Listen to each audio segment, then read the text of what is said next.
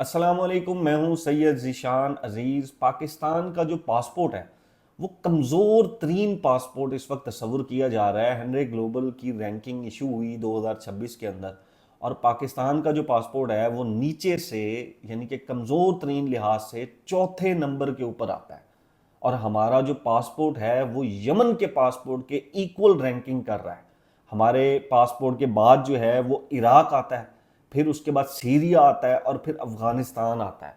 अब आप अंदाज़ा ये करें कि पाकिस्तान के पासपोर्ट को यमन के पासपोर्ट से मैच किया जाए, इराक के पासपोर्ट से मैच किया जाए, जो जिन्होंने बड़ी बड़ी जंगें, जहां तबाही मची, अफगानिस्तान, सीरिया, उन ममालिक के साथ हमारा पासपोर्ट आकर खड़ा हो गया है इस वक्त। और ये किसी भी पाकिस्तानी के लिए कोई अच्छी खबर नहीं है। ये कोई पॉलिटिकल पॉइंट स्कोरिंग के लिए अच्छी खबर नहीं है। अल्टीमेटली ये पाकिस्तान है और ये हम सब का पाकिस्तान है, और हम सब के लिए एक बड़ी बुरी खबर है ये। यानी कि आप देखें कि बांग्लादेश, ईरान, सोमालिया, म्यांमार, ऐसे बहुत से ममालिक हैं जिनको हम अपनी रियल लाइफ में हम कहते हैं ये क्या चीज़ है, पाकिस्तान तो बहुत बड़ी तोप है, लेकिन जो पासपोर्ट रैंकिंग आती है तो हम उनसे भी नीचे जाकर गिर जाते हैं। और ये क्यों? ये जो रैंकिंग होती है, पासपोर्ट रैंकिंग, ये जो हेनरी ग्लोबल है, ये किस तरह की जाती है, मैं आपको बता देता हूं जी। ये जो रैंकिंग होती है, ये 3-4 फैक्टर होते हैं इसके, जो मेन इसके फैक्टर होते हैं। एक होता है वीजा फ्री एक्सेस, कि पाकिस्तान के पासपोर्ट के ऊपर पाकिस्तान के शहरियों को किन किन ममालिक के अंदर फ्री वीजा की जो है वो एक्सेस, वीजा फ्री एक्सेस दे दी जाती है। वो जाते हैं, पासपोर्ट दिखाते हैं और उनकी एंट्री हो जाती है। एक फैक्टर ये होता है। दूसरा जो इसके अंदर फैक्टर होता है वो वीजा ऑन अराइवल का होता है। अब वीजा ऑन अराइवल का फैक्टर जो है वो ये होता है कि आप जाते हैं, आप अपना वहां पर पासपोर्ट दिखाते हैं और फिर वहां पर आपकी जो है वो आपको वीजा ऑन अराइवल आपको मिल जाता है और आप एंट्री कर जाते हैं वहां पर। तीसरा इसके अंदर होता है वो होता है ईटीए, यानी कि जिसको इलेक्ट्रॉनिक जो है वो ट्रैवल ऑथराइजेशन कहा जाता है। और उसका एक होता है, वो भी एक डिजिटल जो है वो स्टैंपिंग होती है, जिसमें गवर्नमेंट प्रोसेस जो है वो इन्वॉल्व नहीं होता है गालबन। और उसकी बुनियाद के ऊपर ये जो पासपोर्ट की रैंकिंग है वो होती है। अब इसके अंदर और जो फैक्टर होते हैं वो आपका इकोनॉमिक फैक्टर होता है, इकोनॉमी का जो है। फिर उसके बाद आपका जो सिक्योरिटी, आपके मुल्क की जो सिक्योरिटी है वो कितनी हद तक सिक्योर है। और फिर तीसरा आपकी जो पॉलिटिकल स्टेबिलिटी है वो किस हद तक होती है। ये बहुत से फैक्टर होते हैं।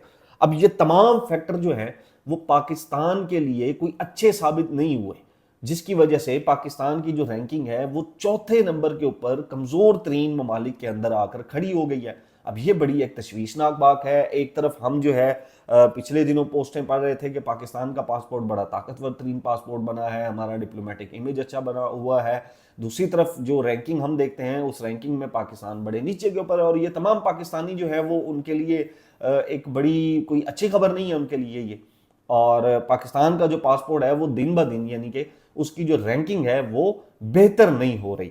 अब दूसरी आ जाते हैं जी हम मरियम नवाज साहिबा के ऊपर। मरियम नवाज साहिबा की कल गालबन एक लाहौर की वीडियो रिलीज की गई सोशल मीडिया के ऊपर, और उसको जो टाइटल दिया गया वो था अवामी लीडर। और कुछ लोगों ने तो ये भी लिखा था कि अवामी लीडर अवाम में। अब वो वीडियो है वो आप ये नीचे देख रहे होंगे।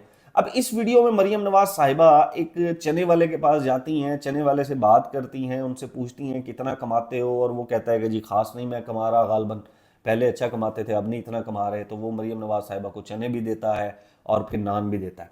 अब इसको जो टाइटल दिया गया वो दिया गया अवामी लीडर का। भाई इस पूरी वीडियो के अंदर अवाम किधर है, मुझे ये बताएं, किधर है अवाम इसमें? अब ये पूरी वीडियो देखें, इसमें अवाम अवामी लीडर से कोसों दूर खड़ी की गई है। और आप देखें कि उनके आसपास सख्त तरीन गर्मी में, लाहौर के अंदर इस वक्त सख्त तरीन गर्मी है, सूटेड बूटेड सिक्योरिटी एहलकार खड़े हुए हैं कि अवामी लीडर के पास कहीं अवाम नजदीक थोड़ा सा भी क्लोज ना पहुंच जाए। अब पूरी वीडियो के अंदर अवाम मुझे ढूंढ के दिखाए। अवाम दूर खड़ी हुई है, आपके आसपास सिक्योरिटी खड़ी हुई है। भाई अवामी लीडर कौन होता है? सोहेल अफरीदी जब इस्लामाबाद में गए थे, आपको याद है? सोहेल अफरीदी जब कराची में गए थे, आपको याद है? सोहेल अफरीदी जब लाहौर आए थे, आपको याद है? आपको नहीं याद होगा। आप उस तरह से क्यों नहीं बाहर निकलते? आप निकले बगैर सिक्योरिटी के अपने बाहर, लोगों को अपने पास आप आने दें।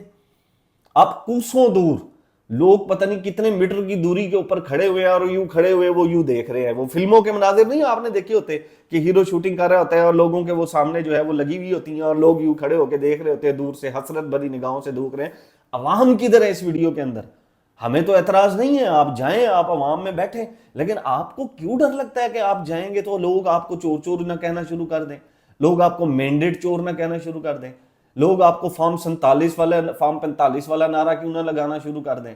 तो आपको ये डर है, जिस वजह से इस पूरी वीडियो के अंदर मुझे कम से कम अवाम जो है वो नजर नहीं आई है इसके अंदर। दूसरी तरफ जो है वो ईरान ने दोबारा मुत्तहिदा अरब अमारात के ऊपर अपने मिसाइल मारना शुरू कर दिए हैं और कल जो है वो गालबन उन्होंने अपने कोई 12 बैलिस्टिक मिसाइल, 3 क्रूज मिसाइल और लगभग 4 जो ड्रोन हैं वो उन्होंने यूएई के ऊपर मारे हैं और उसकी पाकिस्तान ने भी मजम्मत किया। अब जो हालात इस वक्त जिस तरफ जा रहे हैं, ईरान ये कह रहा है कि अमेरिका जो है वो सीज फायर की खिलाफ वर्जी कर रहा है, जबकि यूएई ने ये क्लेम किया है कि हमारे ऊपर मिसाइल्स मारे गए हैं और हमने उनको इंटरसेप्ट भी किया और कुछ जाकर लगे भी हैं गालबन।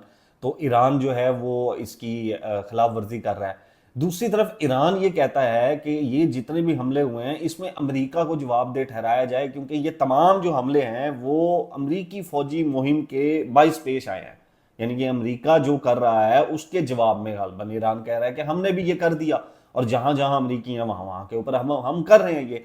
अभी फिलहाल तो इस सिचुएशन के अंदर सीज फायर चल रहा है, लेकिन जो हालात हैं वो ऐसे हैं कि अमेरिका इस जंग से दूर रहना चाहता है और ईरान ये चाहता है कि उसके पास ये ऐसा मौका आ गया है कि वो मजीद प्रेशर बिल्ड करके अमेरिका से अपने ज्यादा से ज्यादा मुतालबात जो हैं वो मनवा ले और फिर उसके बाद इस जंग में से पीछे हट जाए। अब तक के लिए इतना ही। नेक्स्ट व्लॉग तक अपना अपने चैनल का ख्याल रखिएगा। अल्लाह हाफिज।